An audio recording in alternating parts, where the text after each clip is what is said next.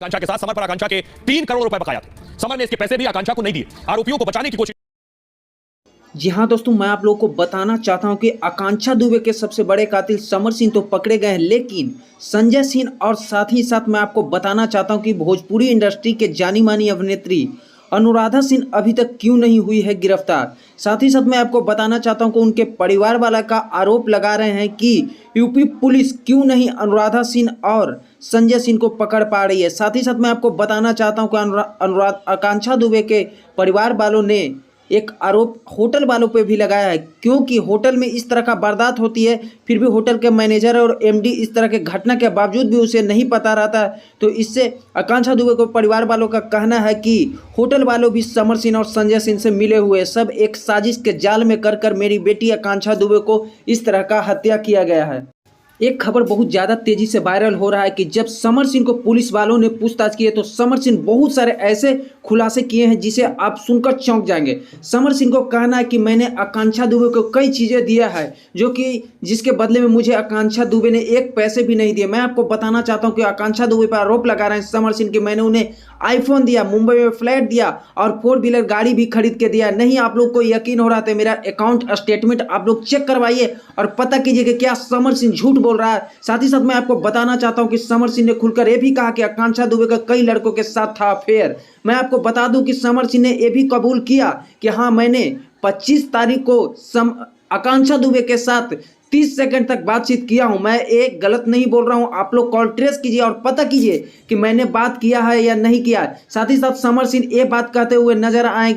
समर सिंह ने खुलकर कहा कि अगर मैं कातिल हूं तो मुझे कड़ी से कड़ी सजा दे योगी सरकार, क्योंकि समर सिंह का कहना है कि जब मैं कातिल होता तो मैं आप लोगों के बीच में इस तरह की सारी टिप्पणियां प्रस्तुत नहीं करता। समर सिंह का कहना है कि मेरा जितना भी अकाउंट स्टेटमेंट है चेक कर लीजिए, मेरा सेलफोन है चेक कर लीजिए। साथ ही साथ संजय सिंह को भी समर सिंह बचाते हुए नजर आए।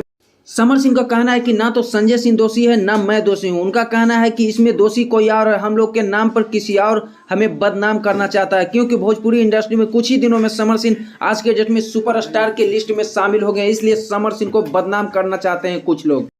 साथ ही साथ मैं आप सभी को बतला दूं कि आकांक्षा दुबे के परिवार वालों पे सबसे ज्यादा शक एक और संदीप सिंह है, जो कि होटल में रात्रि में आकांक्षा दुबे को पहुंचाने आए थे। साथ ही साथ होटल में 17 मिनट के बीच में क्या क्या वारदात हुआ ये सभी आप लोग को अभी तक अंधकार में रखा गया, क्योंकि सीसीटीवी कैमरे का फुटेज अभी तक दिखाया नहीं जा रहा है। आखिर क्यों नहीं दिखाया जा रहा है सीसीटीवी फुटेज? समर सिंह का कहना है कि अगर मैं दोषी हूं तो मुझे जो सजा मिले मैं कबूल करने के लिए तैयार हूं।